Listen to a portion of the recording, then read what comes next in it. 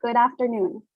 It's an honor to welcome you all to this very important and unfortunately always timely conversation on misogyny, racism, and the intersectional vulnerabilities of women of color. My name is Glenda Aldana Madrid. I'm a member of the Harvard College class of 2007 and the Vice President of Reunions of the Harvard Latino Alumni Alliance. As I am based in Seattle, Washington, I'd like to start by acknowledging that I am on the traditional land of the first people of Seattle, the Duwamish people, past, present, and future. I'd like to honor with gratitude the land itself and the Duwamish tribe, who, despite an ongoing legal struggle to obtain federal acknowledgement for more than 40 years, are the original stewards of this land and continue to be an integral part of it. Additionally, I'd like to recognize that Harvard sits on the traditional and ancestral homelands of the Massachusetts tribe. I extend my respect to the Massachusetts elders, past, present, and emerging. Finally, I'd like to offer respect to the Indigenous people who came before us, as well as to those with whom we continue to live and work. To learn more about the Indigenous land where you live, please check out the Native Land link provided in the chat.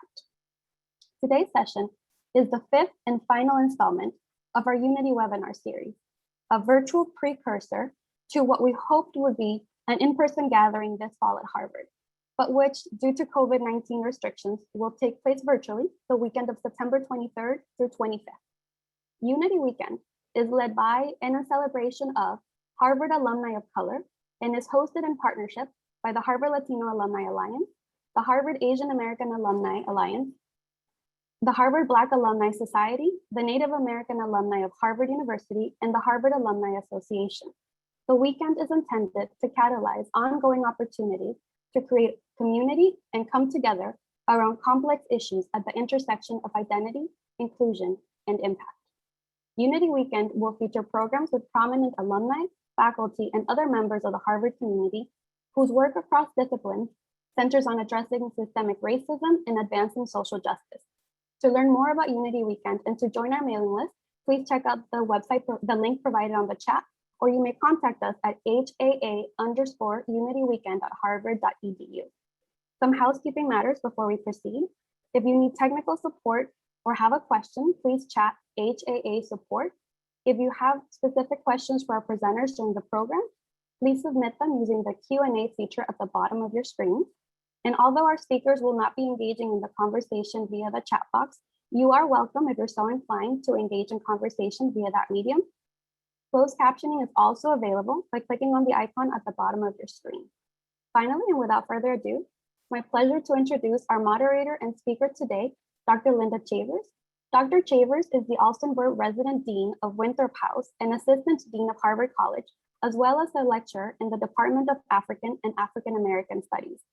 Dr. Chavers completed her PhD in African American Studies with a focus on literature in 2013 from Harvard University.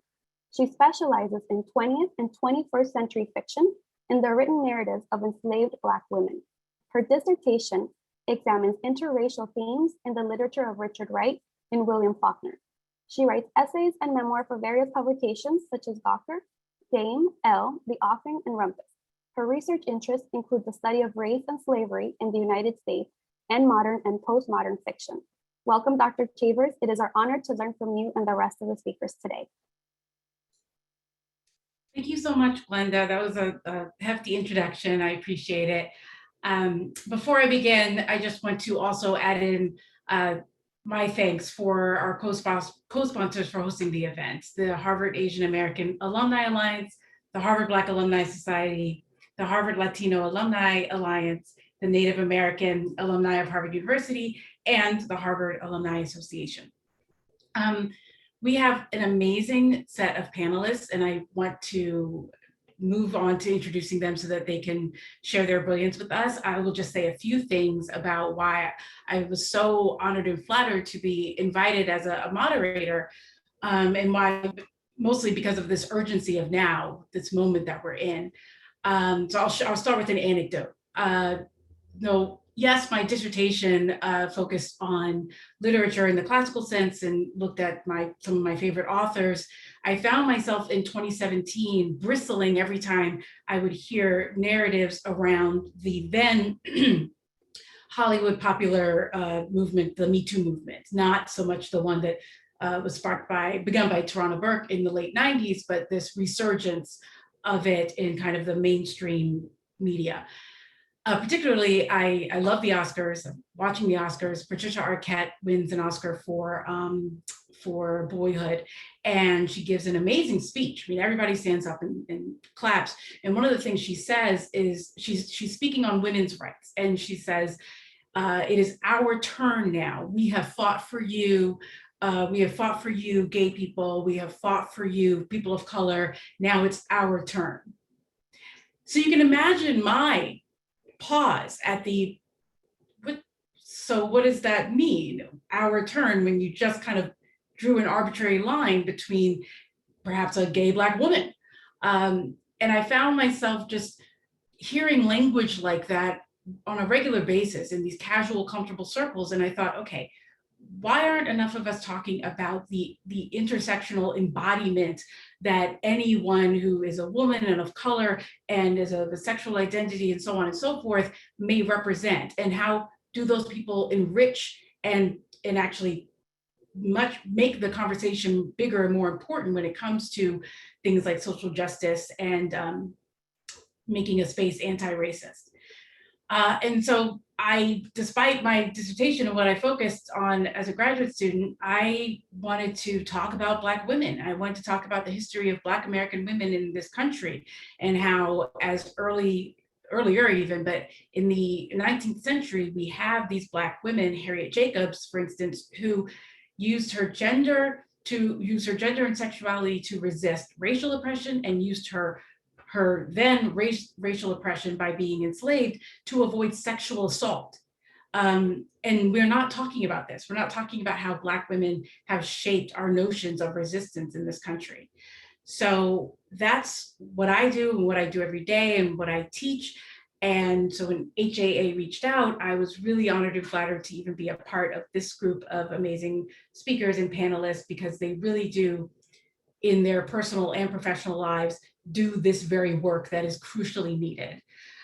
So I will happily move on and start with our, well, I'm going to introduce them in order of speaking. So our first is Miliann Kang.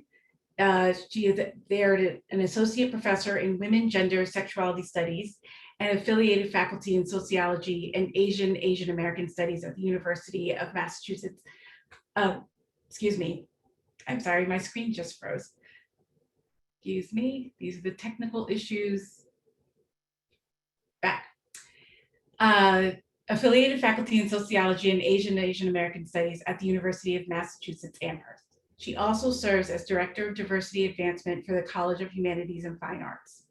She is the author of The Managed Hand, Race, Gender, and the Body in Beauty Service Work, which examined Asian immigrant women's labor in nail salons, in which won the book awards from the American Sociological Association and the National Women's Studies Association. She is completing her next book, Mother Other, Race and Reproductive Politics in Asia America, which examines racialized debates about gender, work, family, and motherhood. Miliann is a proud graduate of the Harvard College class of 1987.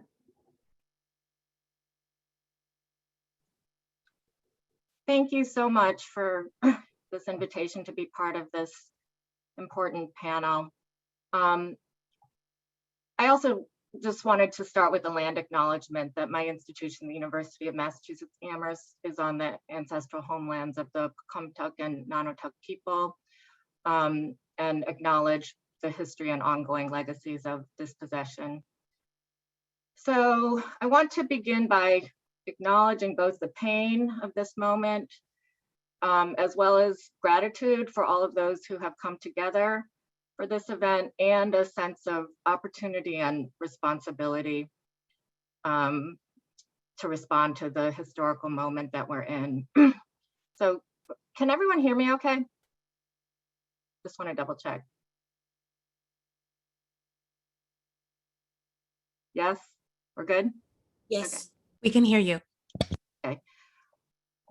So on May 16th, when I first saw the photo of Young's Asian Massage outside Atlanta, My first reaction was, it looks just like the massage place I go to regularly with my daughter and mother-in-law in Little Saigon.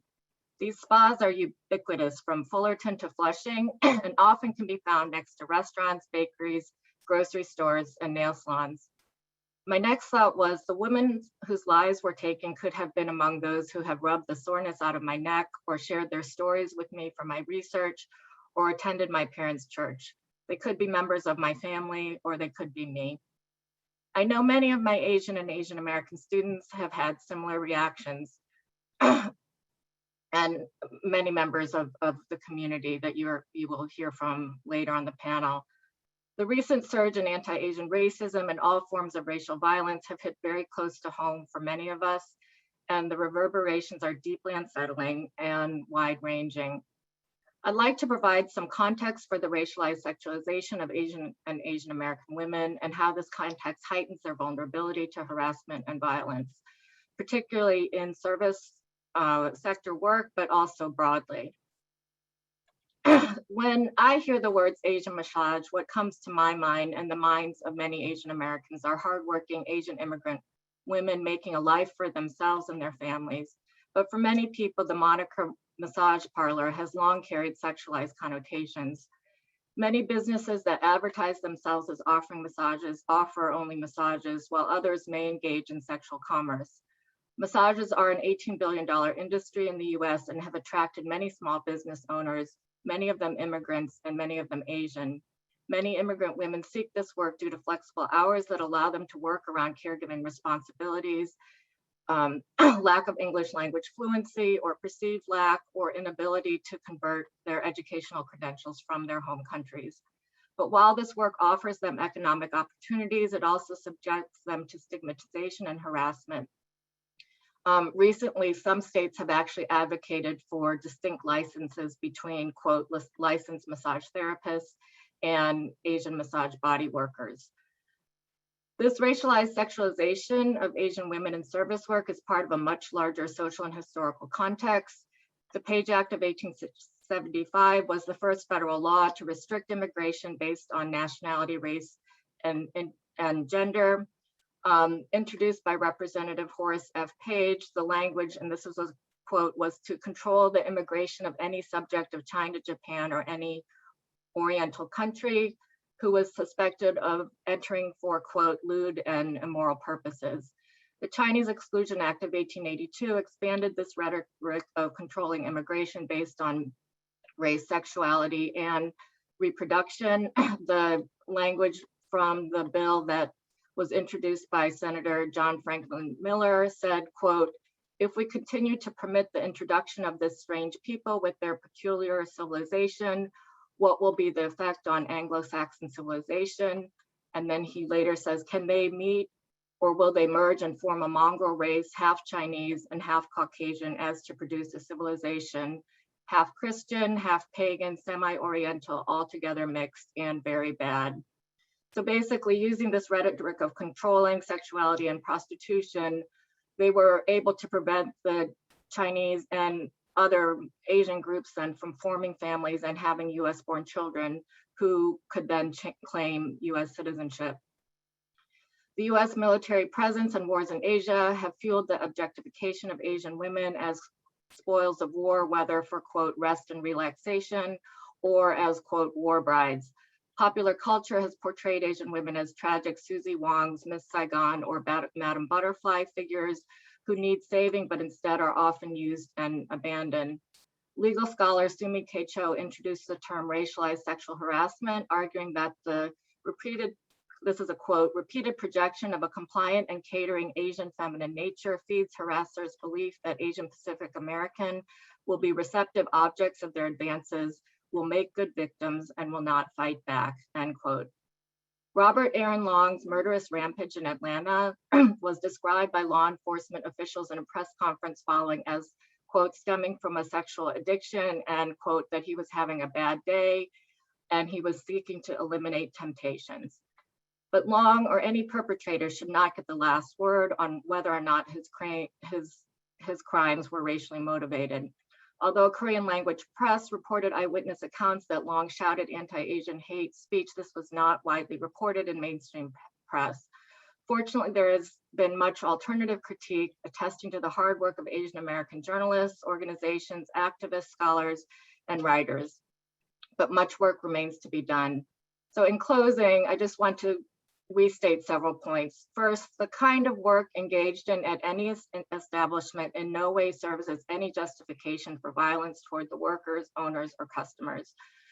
At the same time, a wide range of businesses and workers that provide body-related services experience heightened vulnerabilities, which are exacerbated by stigmatization and criminalization of their work.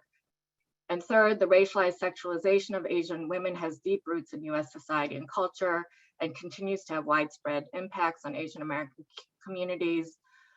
And finally, any efforts to attain justice must recognize the intersections of racism, xenophobia, class inequalities, and misogyny. Responses that call for heightened policing subject already vulnerable people to criminalization and deportation and create a climate in which Asian immigrant women and communities are afraid to seek healthcare, employment, food, and housing subsidies. And this has been exacerbated by the COVID-19 pandemic, in which many people have not sought the benefits to which they are entitled. So I want to end on a cautionary note that we need to listen to the people directly impacted to come up with appropriate responses and solutions. And I know many of my panelists are doing this work on the ground, and I look forward to being in conversation with them. Thank you.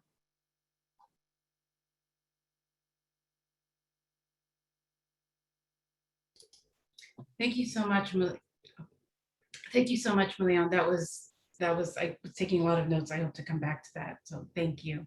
I'm going to move on to Marilyn Poitras, who is the director of the Indigenous Law Center at the University of Saskatchewan.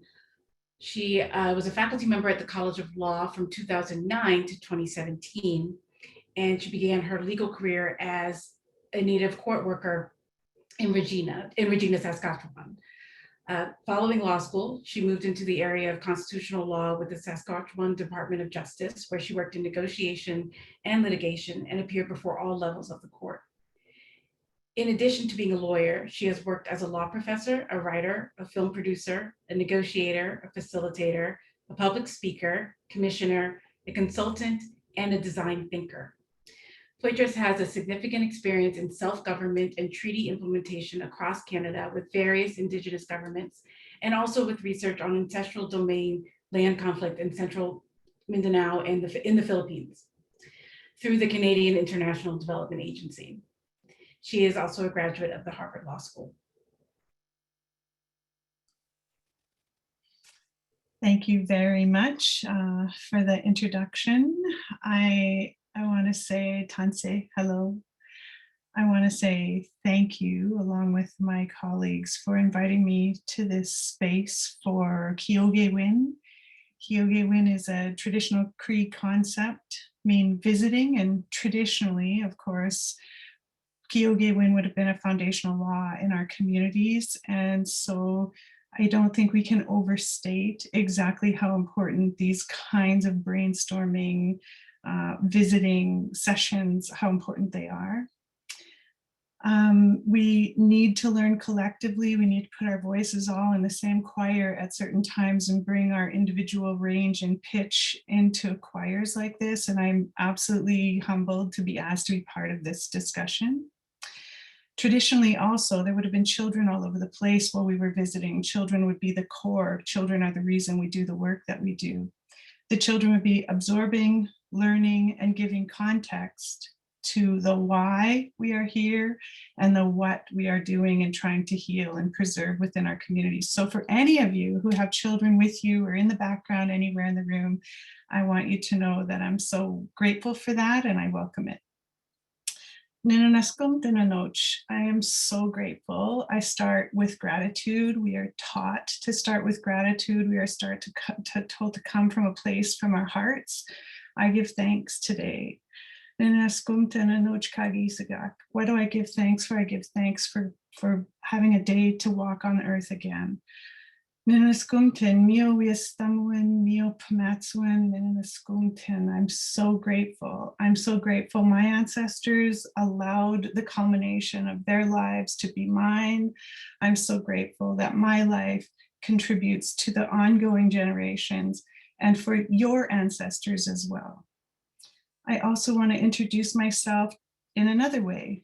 I have two traditional names in addition to the name Marilyn that my parents gave me at birth. I have two other names that have been gifted to me from teachers who've been with me through some very rich experiences in my life. And I share them with you today because they give some context for me and my perspective and my work, which ultimately for women always means our life work. Askia Squeo, Askioasis, is the first ceremonial name I was given. It means Earth Mother, Earth Child. The second name I was given in a separate ceremony is Miku Pisua Squeo, Red Thunderbird Woman. Askia Squeo, Askioasis, came at a time when my infant son was very ill. He had coded 3 times. We had been in intensive care and emergency over weeks. And we were at the point where we were going into ceremony to find what's going on with our son. And it was life-threatening, and it was a very traumatic time for us. The name was gifted to me at a time with a story attached to it about change, about understanding when deer, for instance, might go into rutting, when deer are ready to have babies. It came with a teaching that there are spring times that are different spring times, that we have 2 springs. We have a spring that starts early, that's very deep in the ground, and we have a spring that shows up and it's visible to us. And when those vibrations change, I feel it, and it means change is coming. And so the name that I was gifted tells me, teaches me, and it's a name that I've had to grow into, to say the least, that I will feel change coming and that I will tell people about it. That feels like a beautiful name. It's a beautiful name. I love my name. You can imagine in an English context, it might not translate as Earth Mother, Earth Child, and it might translate more as disruptor. It might translate as something less comfortable. It might translate as transformation and change agent. And there's lots of ways we could talk in English about what that means. And so sometimes with that kind of name, you are attached to times and places and seasons that aren't comfortable for me and aren't comfortable for the people around me. Miku Pisu Squeo, Red Thunderbird Woman. Red has a cultural meaning for us, and that meaning takes us into places of north, it takes us into places of blood, it takes us into places of healing. And Pisua Squeo is Thunderbird Woman, and you can imagine about Thunderbird women. And I will tell you that that makes me related to the land, and that makes my teachings that all women are related to the land and women are part of the land, part of the work that I do. The other thing I need to do today is to talk about my daughters and my granddaughter. And I need to talk about that because today would be my stepdaughter's birthday. We lost my stepdaughter a few years ago, and we lost her in a really unfortunate way. The drug industry that we all turn to, all of us, street people, doctors, lawyers, parents, teens, rich, poor, addictions don't care where you live, your address, the color of your skin. For all of us, it becomes a place to numb us, to get us high, or to make us feel numb. And I see that space as a spiritual suicide spot where we slowly, slowly, slowly lose our connections to each other and ourselves and the reasons that we're here. We miss our Pamela every day. And the work that we do is based on her life and the lives of so many Indigenous women, Black women, Asian women, Two-Spirited, LGBT, queer and questioning all of it, all of us, all together in this space. I also see this group as canaries. I often use the context of canaries in the mine to talk about what are these women teaching us? Their lives can't have been for nothing, and we have to be learning and paying attention. And so my work now is to talk about the power of women and to talk about who our sheroes are and to honor our missing women, to honor the hidden figures that have created the path for all of us to walk on. And I'm tickled to death to be able to brainstorm with this incredibly rich group of women today. Thank you.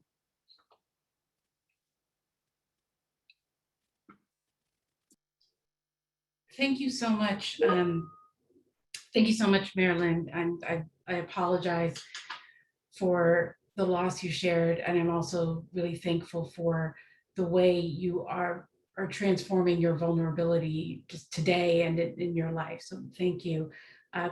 Before moving on to our next panelist, I just want to apologize to Miliann for mispronouncing your name the first time I say Miliann. As Marilyn just rightly pointed out, names are important. They're all we have. So I want to make sure that I am being accurate and fair in my representation when speaking about the folks here today.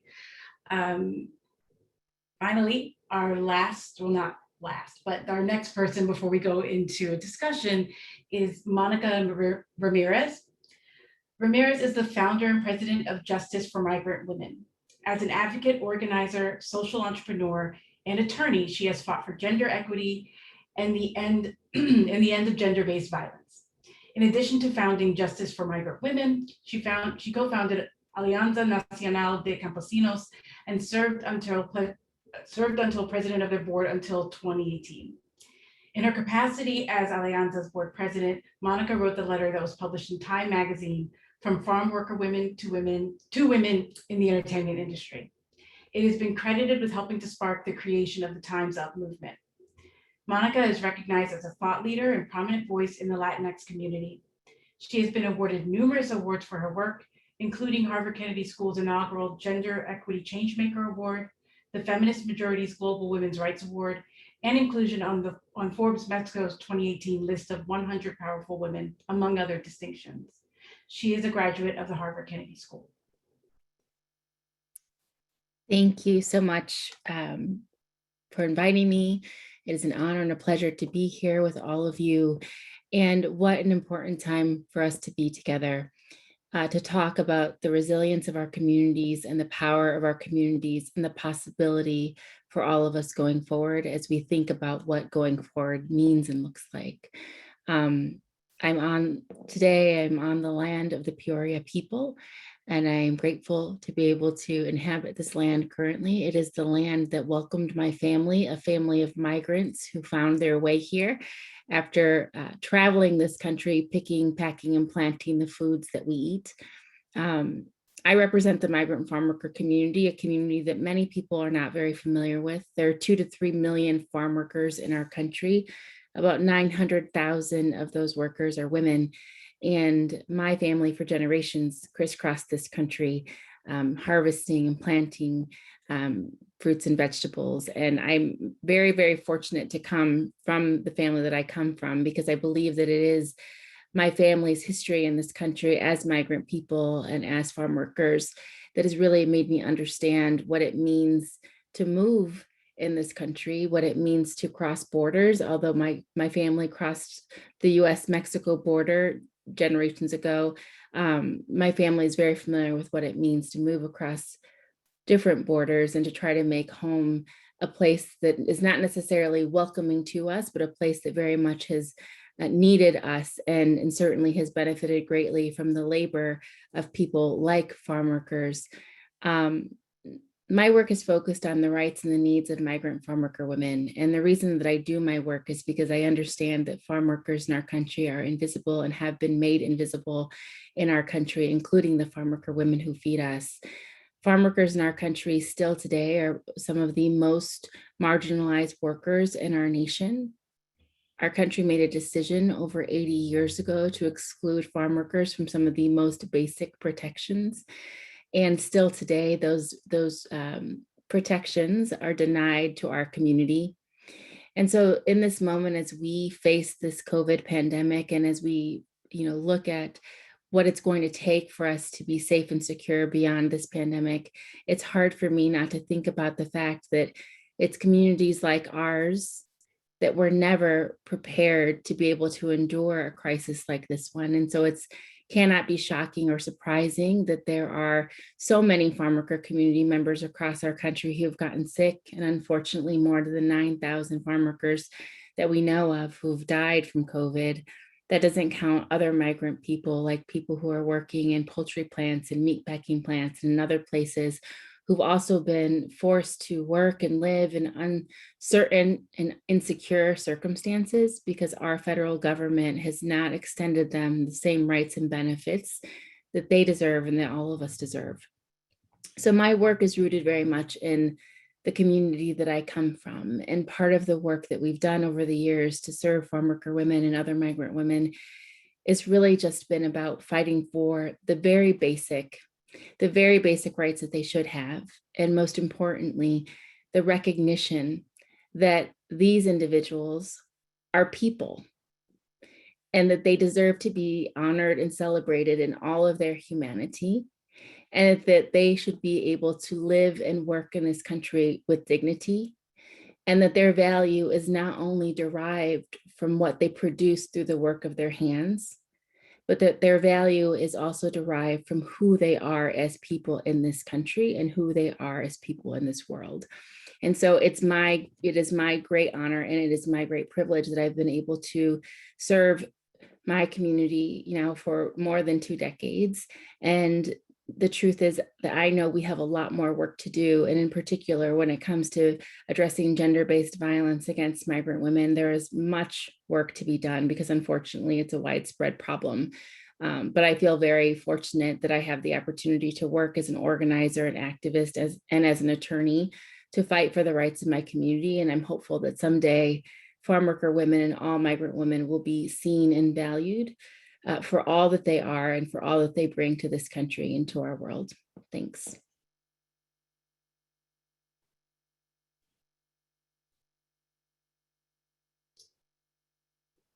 Thank you, Monica. I'm really looking forward to this conversation. I see so much connection and crossover. So I just want to move right along here.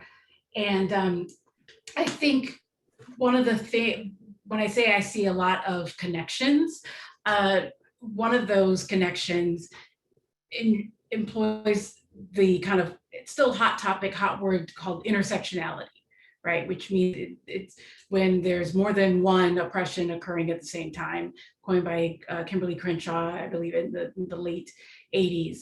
And she was doing that as an attorney. So it was kind of in legalese that this came about.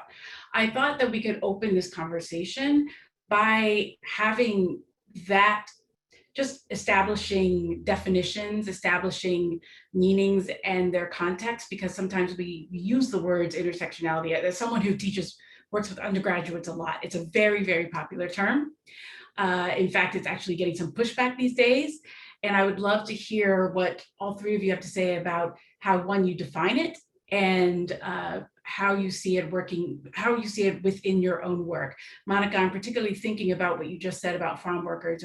If given the popularity of intersectionality, it's somewhat enraging that that's a population that absolutely warrants a conversation with intersectionality, right? Because of so much that's embodied in these women's lives, their narratives. So if you could we could talk about the definition, how you define it, how you see it applying to your work, and how you see it in this current moment.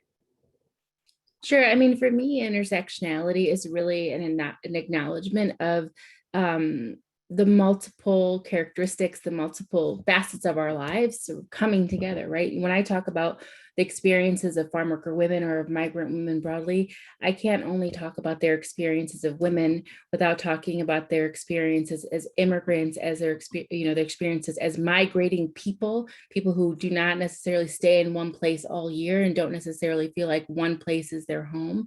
I can't talk about the experiences of farm worker women in our country country, whom, you know, about 90% of farm workers in our nation are Latinx. The majority of farm workers in our country are Mexican or Mexican American. So I can't talk about the experiences of farm worker women without talking about the ethnicity and to some extent also the racial background of farm workers, because we have farm workers who are and people in our community, the Latinx community, who are also Black and Latinx. And so, you know, it's really difficult for me. I think that when people start to draw these artificial lines, like, where do you focus? Well, it's difficult to focus in one place when it's the multiplicity of factors that are actually causing in certain individuals in our country, and certainly for farm worker women, to experience the world and all of its oppressions and the way that they're experiencing them, because it's not just one reason that they are being targeted or marginalized.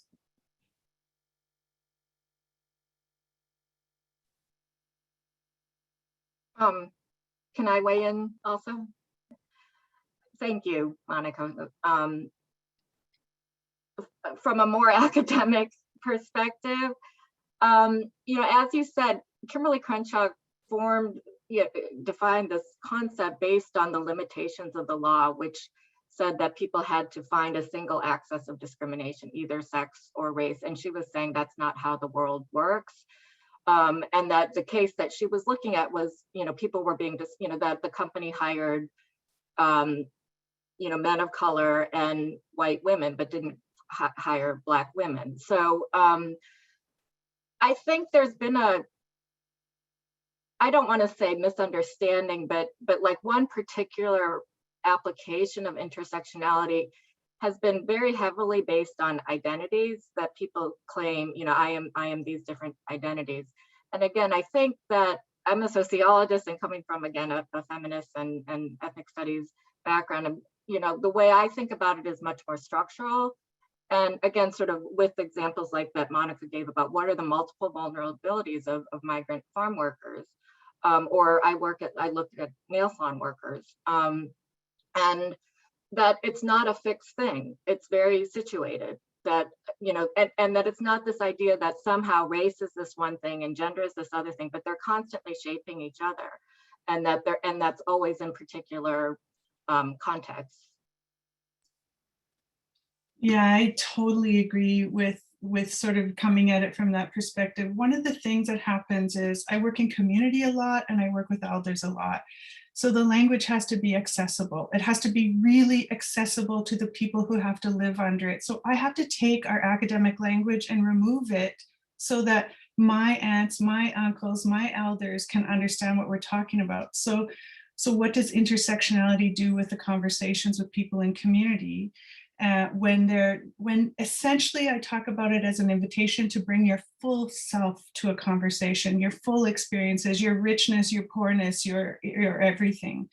What I love about intersectionality is it blows up binaries, is that it's blowing up, you know, I often say we live on a planet with a North Pole and a South Pole. And as a result of living on an orb that has a North and a South, we actually start to think that there is only North and South and right and wrong and good and bad and black and white. And so what intersectionality allows is that middle space to bring all of who you are together and decide what story you're going to tell about yourself. So you might not want to talk about a component of who you are, and you might just be dying to have a conversation about what your orientation is, your perspective is, your ability is, your income is, whatever we're sort of bringing together. So I think it's a gift, and we have to use it with care and love, or it can be a weapon, right?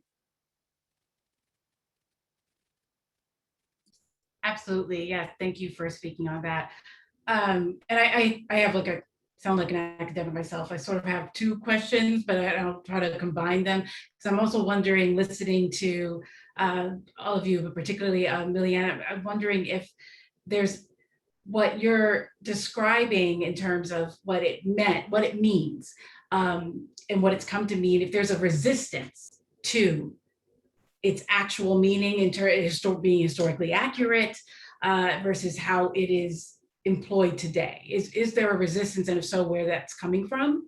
But also, I was wondering if we could talk about Miliann, the stereotypes related to women of color are applied frequently in the media about employment, right? And you're looking at the real effects of that. What does something that, and I do this as a teacher, what does something that perhaps is just a funny music video or commercial, what real effects does that have on the body of the person that's being used as a piece of humor? So those are very, if you could just elaborate on the stereotype issue, what is taken as perhaps lighthearted and in a field of, some might say, low stakes, such as popular culture, visual culture, entertainment, and the real corporal effects of these so-called low stakes spaces. And also, if we could talk about the resistance to using intersectionality as it should be used. That's a very academic way of saying it, so I just throw it to you guys.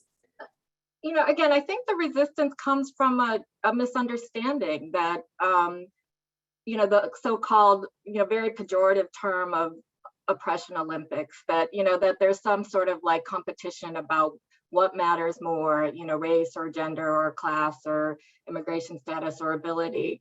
And it again, sort of the framework is saying that, again, these are always co-constitutive. It's not like they're separate, you know, and that you have to, again, sort of see how they're constantly shaping each other. So, you know, particularly with then some of the stereotypes about Asian women broadly,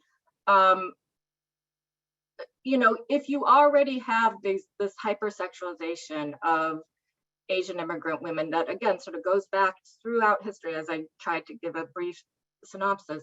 And then you have the, you know, Asian American or Asian immigrant women for various current, you know, contemporary reasons,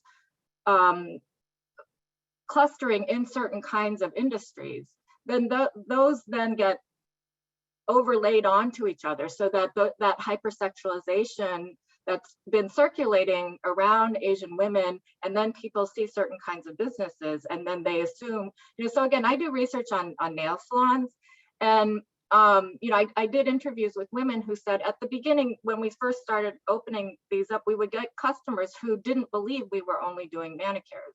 You know, they saw Asian immigrant women in a business and they assumed that, you know, something else was, you know, that there were other services being offered. So again, I want to be clear that, you know, whatever the services that are being offered, they are happening in a context where there are many assumptions about, you know, both the people who work in them and the kind of establishments.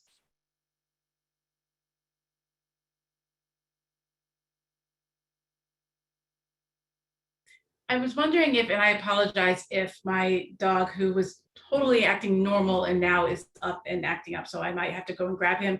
But I was wondering if we could talk more, just expand that notion of stereotype and what, going backwards, working in college, I noticed that what some folks will say, oh, we're just having fun, we're just using this language, you know, we're engaging in this, and not understanding the actual harm done on the level of language. That's why it was really important for me to, I apologize so much. Biggie, no.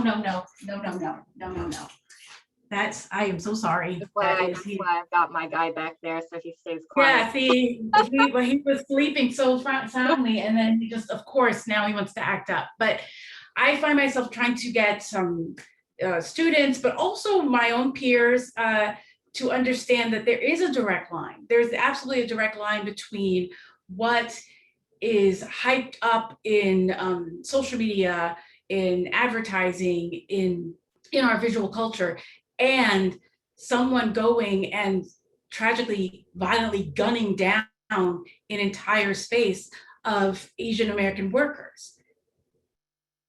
So I'm wondering if you could also just speak to that, help other folks understand how that line exists. So, you know, I've been doing interviews since the Atlanta killings, and I think some people expect like a causal through line, like this caused this, caused this. And that's not how racism or misogyny or, xenophobia works necessarily. So, someone actually said, so how do we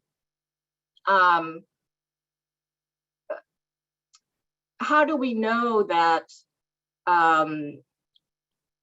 Robert Aaron Long was sexualizing Asian immigrant women in particular? So again, and this is what's so difficult and why some people don't, it's so hard to prove a hate crime. And this is what's going on, not just with Atlanta, but, broadly, so many of the anti-Asian incidences are things like pushing or spitting. And it's hard to say that there's a racial, unless someone openly says it, which again, in some accounts actually did happen, but in Atlanta. But when you see a pattern and when you see, where, when you have to question, how does someone get the idea that these women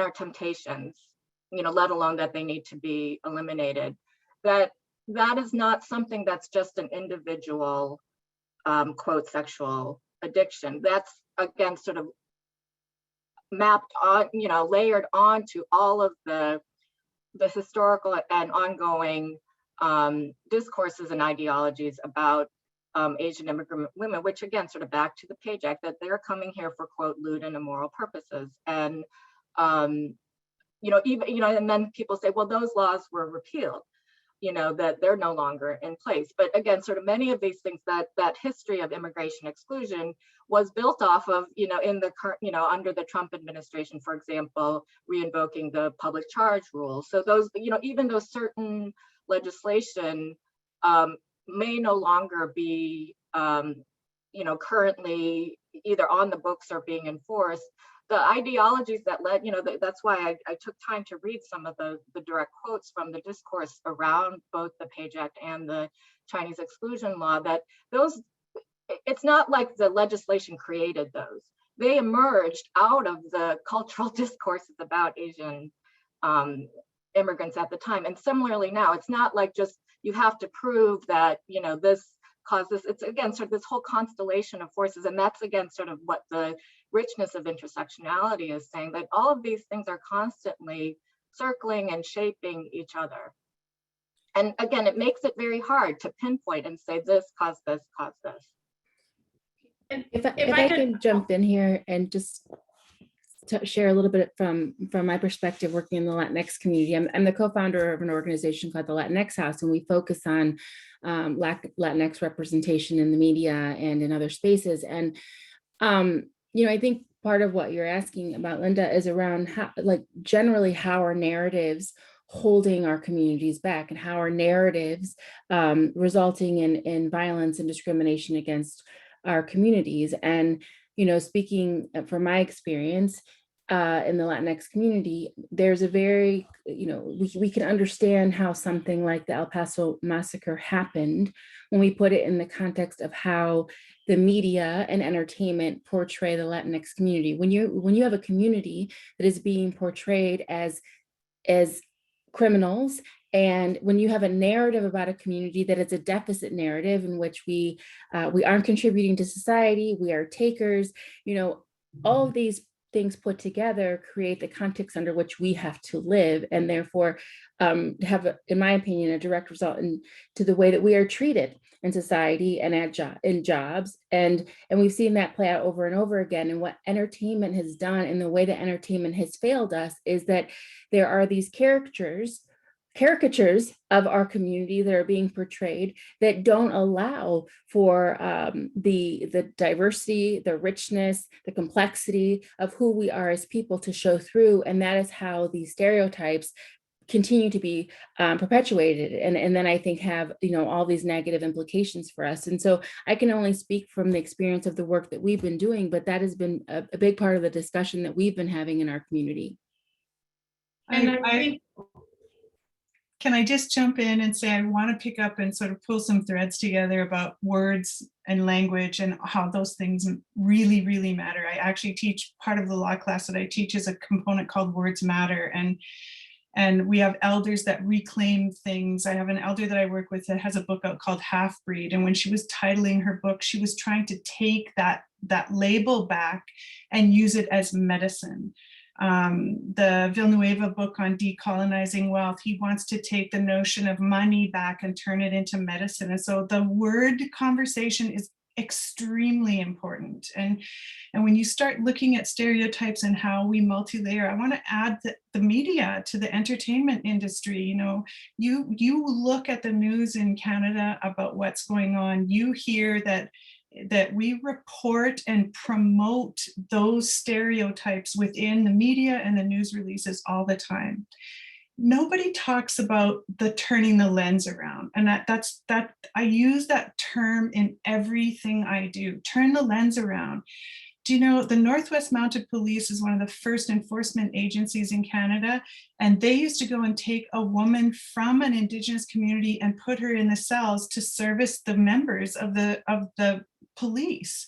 That's the original relationship between Indigenous women and policing. And guess what? It's promoted and coded and accepted in all kinds of ways institutionally, because once that shame starts to build, you have to protect yourself, and you layer and layer and layer on top of that, right?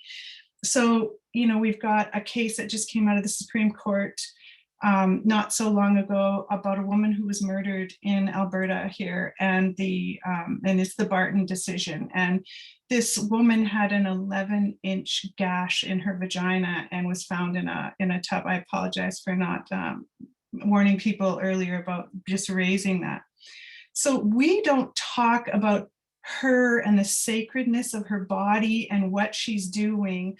They remove her genetic parts and put them on display in a courtroom. I really believe that the sexual power of women is absolutely the threat. And we don't talk about that either. We code it with all kinds of things about what we're talking about. And so another instance of this in Canada, the Indigenous women's movement that wanted to examine why our women are going missing and being murdered got turned into an issue for a very small component of the Department of Indian Affairs. In any other context, this would be a public safety issue, not an Indian Affairs issue. If any other women were in this situation, it would be a country saying, our own people in this first world country aren't safe. What have we done with them? We've deferred this all to this Pocahontas mentality to promote that sexualization and say, well, they bring it on, well, they expect it, well, they're in the lifestyle, and start putting everybody into those boxes that we've got. So I just really resonate with what's been said. Thank you, Marilyn. Actually, you and I, you're getting exactly what I was gonna introduce and speak and bring back to you as well, because we talked about this a bit last week, and it's something we do this. It's so natural to do this, which is we focus on whichever term is preferred, the survivor or victim or target of said perhaps lethal, if not otherwise violent attack. We focus on them, and that in many ways removes what I say is the important attention on the perpetrator, the actor, and also what system that actor is acting from. So we were talking about intersectionality, and we said how it's about, the problem is that not enough people are engaging in the core definition is the fact that there are multiple identities in one body, and you can't do this. They are always like this. They're always like this. They're always pointing back to one part of history, to another part of history, or one part of the present. Well, the same is true for the perpetrators of said bigoted, racist, or otherwise white supremacist attacks.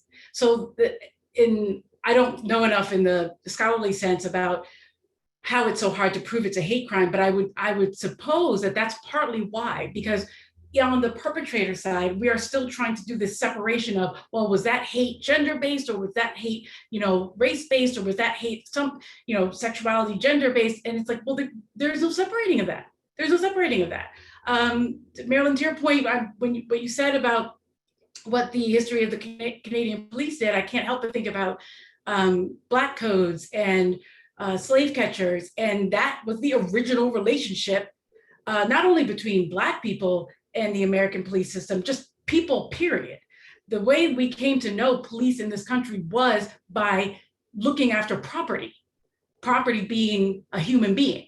So it's all, I mean, you can look at that and then trace it right to the fact that even today, when we have these leaders and institutions coming out with statements of sympathy and solidarity towards with the Black Lives Matter movement, still having to say something about destruction of property, right? There's still this nod where we have to say, well, there's no excuse for destroying inanimate objects when people are fighting for the right to live as an animate human being. So I'm wondering if we could even consider that we're not, without, destroying the term intersectionality, but this focus on the target and what were they doing and what were they wearing and what did they do wrong, instead of what the person persons, what kind of, I'm copying, what intersectionality belongs in racism, belongs in white supremacy, because there is no separating a hateful act. They're engaging in hate, systems of hate that cannot be parsed out either. This is so important. There's a notorious crime scene in Vancouver, just outside of Vancouver, where women were butchered on a pig farm. And we focused on the women, we focused on what was going on with those women, we focused on how the women got there, we focused on what the women do, we focused on what their families do, we're focusing on these women. One of the women who had on an occasion been dropped off in that location told us that she was dropped off by a very friendly white middle-class couple and told to go and get refreshed and rested. And she said something inside of her clicked, and she just thought, I got to get out of here. And in her description, she just turned around and ran and ran and ran and ran and ran and didn't know what she was running from. And then later, when the news broke, she went back and realized she had been dropped off at the Picton farm. And something inside of her said, run, and she did. There was a couple that dropped her off. If you look at any footage of Mr. Picton, I'm sorry, but this man is not smart enough to have pulled off the level of destruction that he pulled off. What is going on here? Why do we need one scapegoat for how many women were murdered in this crime scene, and we just are happily having one man be sacrificed for this? And so that's my turn the lens around. Who is this Picton guy? What the hell is going on here? Who raised this man? What's going on? What is overlapping in his life to create this? The notion of property is crucial in an Indigenous context. The very, very early Jesuit writings didn't even talk about Indigenous people as people. We're part of the flora and fauna. Eventually the Indigenous writings or the Jesuit writings start talking about things, how Indigenous men had to be taught to beat their women. We talk about epigenetics in our systems right now. Epigenetics are not only in the domain of Indigenous people who have had residential school ancestors. That comes from men who've beaten their wives with a stick no bigger than their thumb. It comes from men raised from witch hunts and inquisitions. Everybody brings their genetic history with them, and we don't talk about those things. And so we are property. All women have been commodified as property since colonization, and it was imported here, it was educated here, and now coming out not as property, but as power people with say and jurisdiction. I want to use the word jurisdiction around women. That's changing the conversation, and we move into the sacred feminine, and everybody's uncomfortable with that.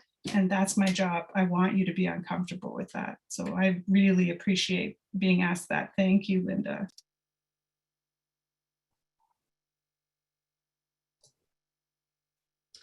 Monica and Miliann, you can chime in as well, or I could start taking some questions from the audience, but I didn't want to cut you guys off. I was just reading through some of the questions, and so this idea of minorities and again, sort of these racial categories being, so arbitrary, all of this is true. Asian American is this huge category, that's over 24 different, people from different countries, different language groups. There was a old saying in the Asian American movement, what Asian Americans have in common is our Americanness, not our Asianness, because if, in the home countries that these, they're completely different histories, different migration experiences, but we have been treated as a racial category in the US. So the two contrasting cases that came up under the Chinese exclusion era, Ozawa and Tind, in the 1920s, Ozawa said it was Japanese and said, I have light skin, close to white. I should not be, in this excluded category. Whereas Tind was saying, as, he has dark skin, but is Caucasian, which is then, historically a category, that is close to whiteness. So, and both of those were up, the Supreme Court said no, that you are all, Chinese, Japanese, Indian are all lumped together into this category that, so it's, the term minorities is something that has been imposed on groups. And again, sort of within the academy, we refer more to minoritized groups. This is something that is, again, sort of people are turned into, minorities, as, and it's not a self-referential term for most people. They don't identify as a minority, but it's, again, sort of looking at what are the social systems that have, again, in terms of, my research, treated Asian Americans as this monolithic category. And again, sort of in this very quote, orientalized framework, that they are other, they are some, they are different from the West, and homogenize this whole region of the world into this single category. At the same time, then Asian American has become a political identity and a framework that people do claim. And so again, all of these things are complicated, and but again, I think we have to not say like, and again, I like that people are raising how it's so different, and racial categories are so different in different countries, but that's, we have to look at the very particular historical legacy of where these racial categorizations have come from in the US and how they have been upheld. Absolutely. Yeah, Monica, I did want to give you the floor because I know you have to leave early, so please. Thank you.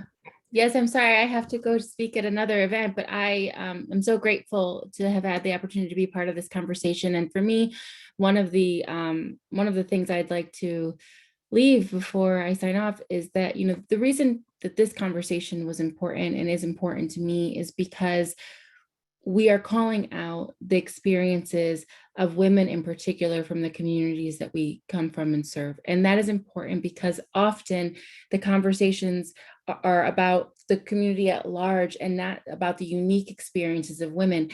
And when it comes to the farm worker women from my community, there for many years, farm worker women were not even counted as workers. Farm worker women were not considered economic migrants. They were considered family migrants who were there to support their husbands. And so therefore their experiences were not even being recorded or considered. Still today, farm worker women across our country are not receiving their own paychecks.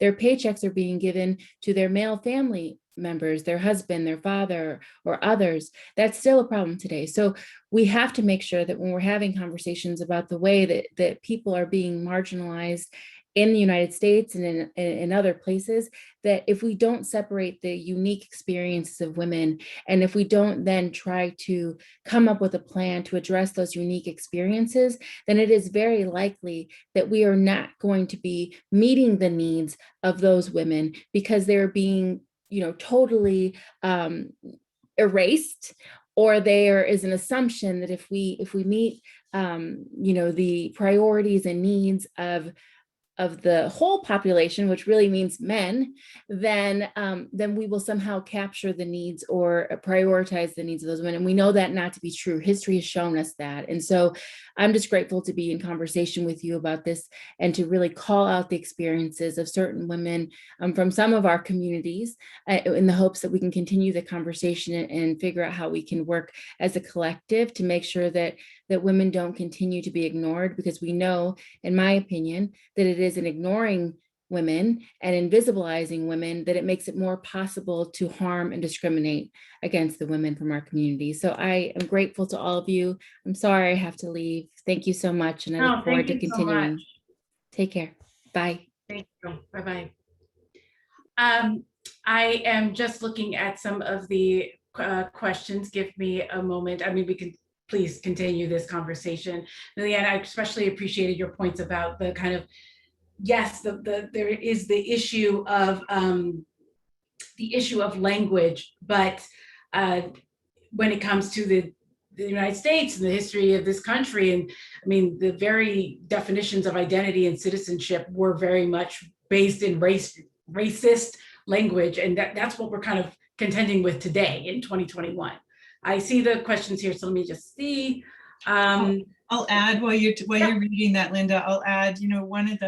I was exposed to Sonia Renee Taylor's book, "The Body Is Not an Apology," and just loved her discussion around him in the Constitution. And when we've got fundamental legislation that has never intended to include women, sexual minorities, any other kind of ethnicity, and that we're trying now to just fit everybody in those boxes, was very, very powerful for me, and of pushing the law students to think about that, to think about the language. Again, we're back to words, the language around that, and who's in that box, and how come we're creating boxes now to try to put people in, and is that the right answer?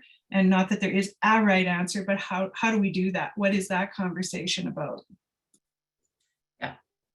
And if I could just add, again, just with the terminology. So AAPI used to be, considered like this most inclusive category, but it has been critiqued by Pacific Islanders who are saying we identify as Native and Indigenous peoples, and Asian immigrants have been part of settler colonialism. And so that now, again, sort of these categories are constantly being challenged and critiqued and defined, so some people, and different people are coming out on different sides of this debate, where they're saying, Pacific Islanders, were kind of like thrown into the Asian American category. Historically, there are differences between them, but we can still look at them as a single category, whereas other people are saying we don't want people to use AAPI unless you're consciously including Pacific Islanders, and it's not just, again, sort of a appended kind of inclusion. Thank you. And unfortunately, we have so many questions and not enough time. So I'm going to ask this question for either or both of you, and that's what we can end on, kind of a higher note. So, and I just wanted, someone just said there are Asian Indigenous peoples too. So again, yes. So, but that's exactly the point, where people are saying, again, we have to not just create this category without acknowledging all the distinct groups and histories within that category. Right. I think that does go back to what we were talking about earlier about as long as we are putting all the focus on the targets of violence, and that includes naming, without looking at naming the arbiters of said violence, I think we're always going to come up with this problem. I wanted to ask this final question. How have this is from the audience, how have intersectional vulnerabilities been transformed into opportunities for building strength, developing community, and raising awareness?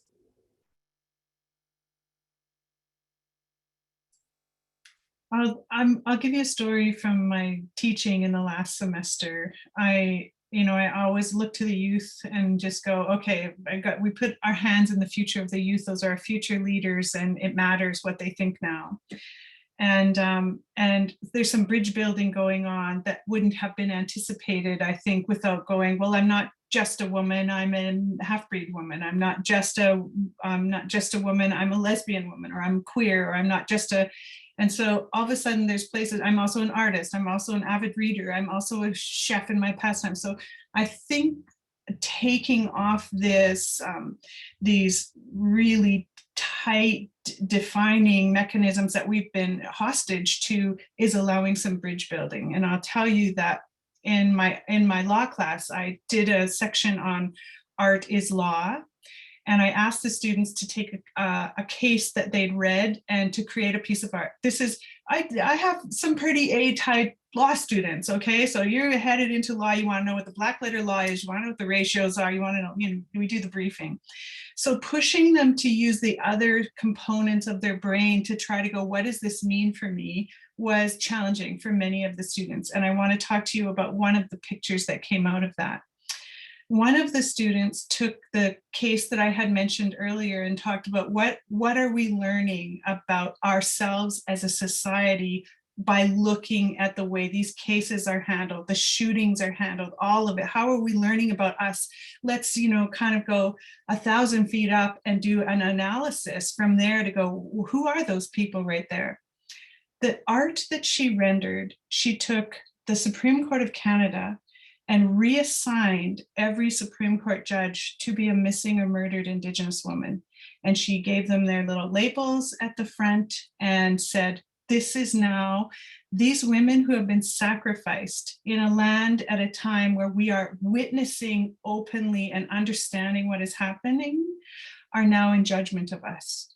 And they're watching, and she had a little mob in the front, Canadian society, and she said, they're going to judge us about who we are as Canadians, how they were treated, why they were treated the way they were treated. It was profound for me. It was uplifting for me. It was a moment where this student absolutely understood something has to shift dramatically for this language to change, for the process to change, for all of it to shift into something that's inclusive and has a look at the entire picture. So that's my piece for sort of uplifting, I'll say. Thank you. Miliann? Sorry, I was distracted reading the chat. It is distracting. No, please. So can you rephrase your, I was just asking if there are ways that intersectional vulnerabilities have been transformed into opportunities for building strength. So just maybe awareness raising, developing and strengthening community, and in doing so, raising awareness about these narratives that don't really get as much attention.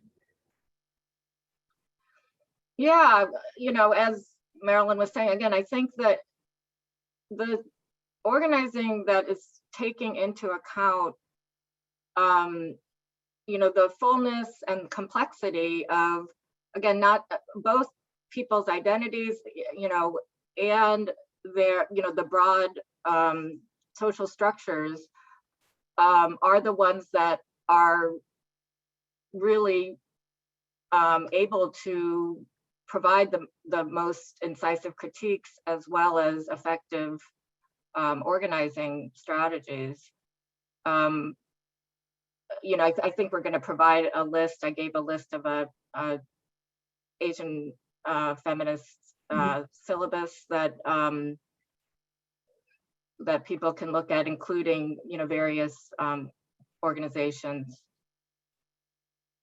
Thank you. I agree. There's been a really rich conversation going on in the chat, and I apologize because I'm sort of navigating all these different spaces, and clearly there's a lot more that we touched on and could be discussed, but I'm just out of respect for time, I'm not sure what we can offer to the attendees in terms of following up conversation.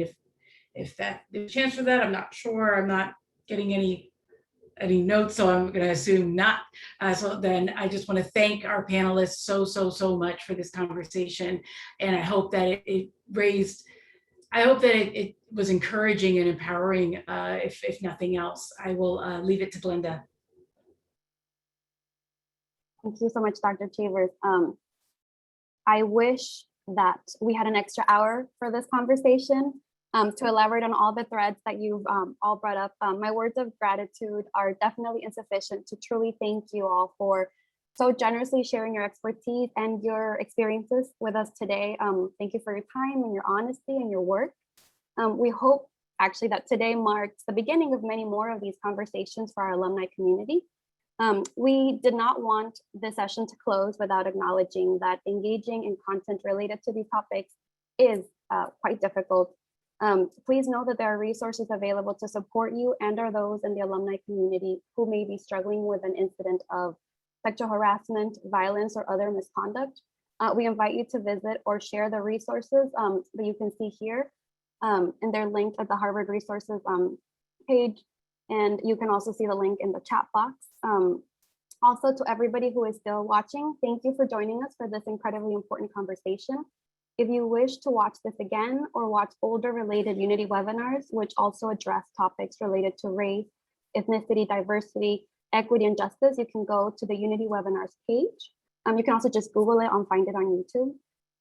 Make sure to follow our respective organizations for information on our upcoming events, such as the Latinx graduation happening on the 25th, and HBIS's panel on preparing, placing, and retaining Black corporate board directors next Tuesday. And don't forget to join us for Unity Weekend, September 23rd through 25th. You may contact us at the email address provided in the chat, which again is HAA_unityweekend@harvard.edu for further information. So thanks again to our speakers, and thank you to our audience, and have a good afternoon, everyone.